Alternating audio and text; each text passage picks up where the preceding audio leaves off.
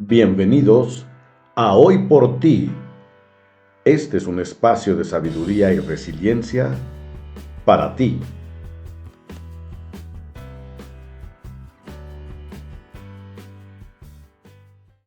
Fortaleza interna y cultura de paz.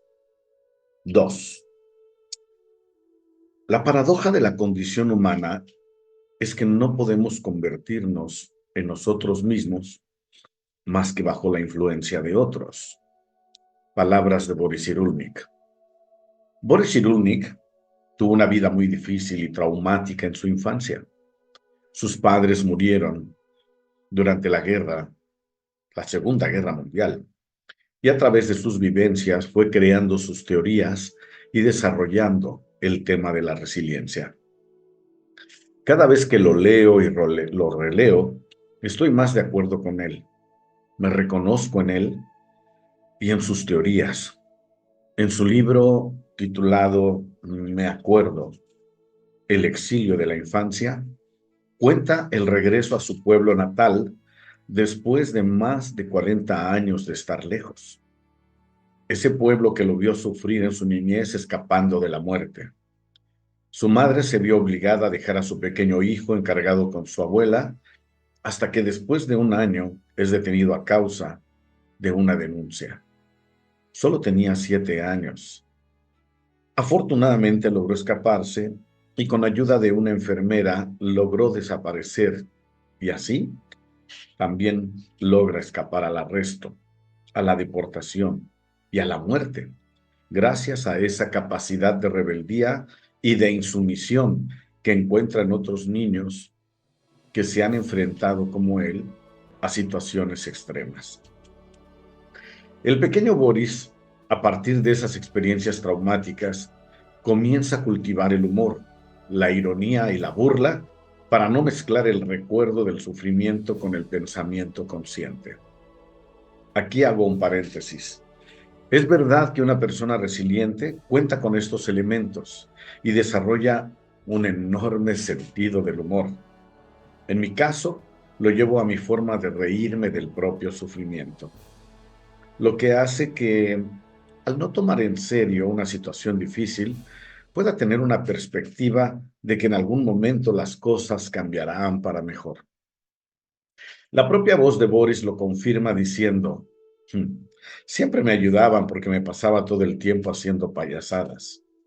En su libro, Los patitos feos, dice que algunos niños obligados a la metamorfosis consiguen superar su situación porque, privados de sus padres, inspiran en los demás ganas de ayudarlos. Los traumatismos de la primera infancia, aunque puedan ser de una formidable destructividad, también pueden despertar estrategias de supervivencia que poseemos en nuestra memoria ancestral. Como lo mencioné en el artículo anterior, todo mundo ha pasado por crisis, por situaciones difíciles o traumáticas. Las crisis son parte de la vida misma. Tenemos crisis evolutivas o de crecimiento. Todos, al ir caminando por la vida, vamos llegando a estadios de cambio personal, disyuntivas sobre las que tenemos que reflexionar para poder ir evolucionando. Sin embargo, también tenemos crisis inesperadas, la muerte de alguien importante para nosotros, una enfermedad inesperada, la pérdida de un trabajo, una ruptura, una ruptura de pareja, una pandemia como la que hemos vivido recientemente y que no se ha ido del todo. Ante estas situaciones críticas que tenemos, solamente hay una de dos opciones: dejarte vencer y desarrollar el sentimiento de fracaso y de impotencia por no poder salir adelante, o puedes tomar la opción de sobreponerte, crecer y salir fortalecido de esa situación crítica. Mi opción: yo apuesto por la resiliencia. Es importante resaltar que resistencia no es lo mismo que resiliencia. Hay personas resistentes y que son grandes aguantadores, pero que pueden terminar rompiéndose en las crisis.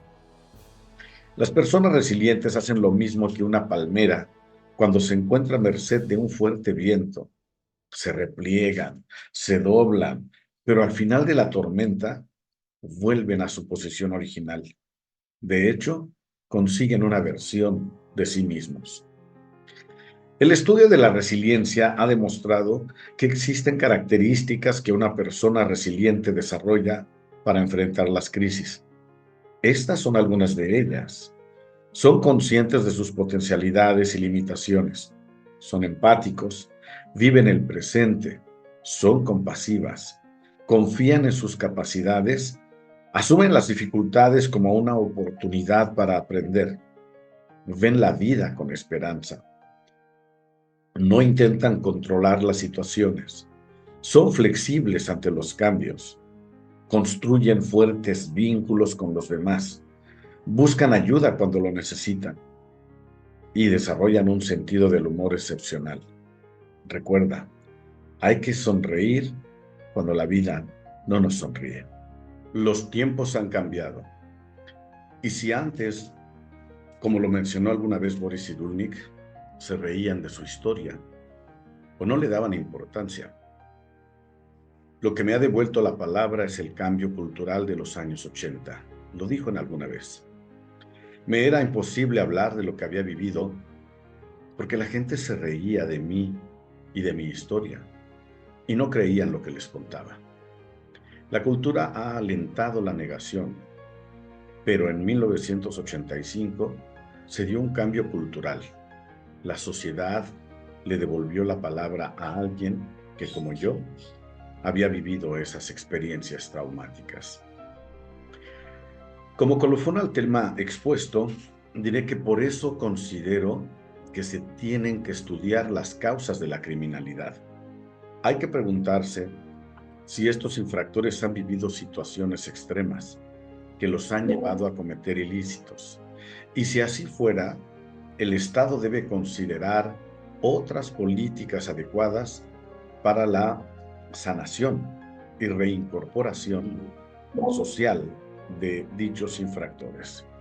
Entre ellas, programas de desarrollo de la resiliencia.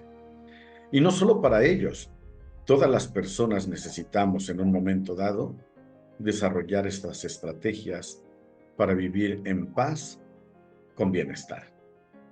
Gracias. Nos vemos a la próxima.